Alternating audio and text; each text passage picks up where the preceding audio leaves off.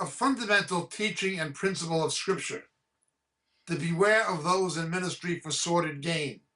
If somebody is not willing to make tents, they shouldn't be in leadership or in ministry. Now, if the ministry is so blessed by God or grows to the point where you need someone or someone's full time, by all means, that is entirely scriptural to have people in full-time ministry. But this is a general principle. We should all be willing to make tents. Peter even continued fishing after the resurrection. Paul continued making tents. I continued working in the secular world. I worked 6 days a week filling prescriptions in Israel when I began in the ministry. Tim Worth has a job in secular media. Except for our missionaries in the third world and in the Middle East and so forth, Africa and Asia, except for our missionaries, almost all of the Moriel people are tent makers. They're all volunteers. Nearly all have secular jobs, except, of course, the people who take care of orphans full-time and things like that, which is a full-time job.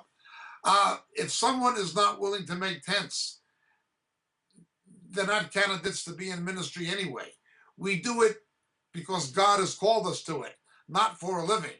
Now, if it grows, God so provides and God so leads, and you need people full-time, that's perfectly scriptural. But be careful of people who go into the ministry for a job. Be careful of people who are like that. Thank you for your question. My name is Jacob Prasch.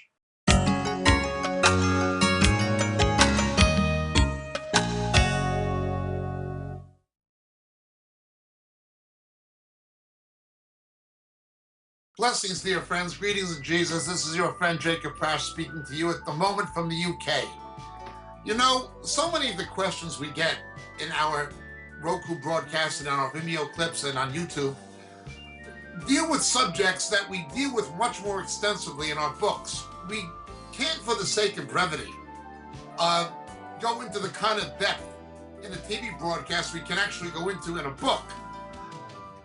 But so many of the questions come from material that are expounded in the books on a much more broader scale that it's almost frustrating sometimes that we can't spend hours and hours answering the questions that are given to us. Obviously, practicality dictates that's not a possibility. The books are there. They're available. They're available in print through the Moriel catalog on the Moriel website, moriel.org. But in this day of Kindle and electronic books, they're also available through Amazon, and they're available through Kindle. The 3 books that would be the most referred to in the questions we receive are the 3 latest books. The first being The Dilemma of Laodicea. The Dilemma of Laodicea is an exposition of the 7 churches in Revelation, culminating with the final 2 churches, Philadelphia and Laodicea particularly, setting the stage for the return of Jesus. The Dilemma of Laodicea would be the first. The second would be Shadows of the Beast. Shadows of the Beast.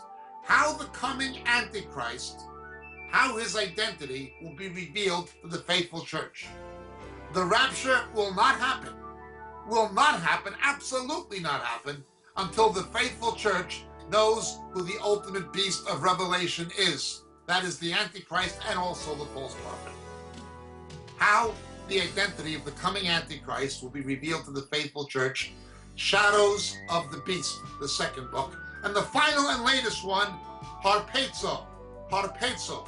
What the scripture actually teaches about the rapture, the snatching away which takes place between the 6th and 7th seals in the book of Revelation. So these 3 books, Dilemma of Laodicea, Shadows of the Beast, and Harpazo, all available on the Moriel catalog, all available through Amazon, and all easily available electronically by Kindle. Thank you so much, dear friends. God bless. May Jesus be with you.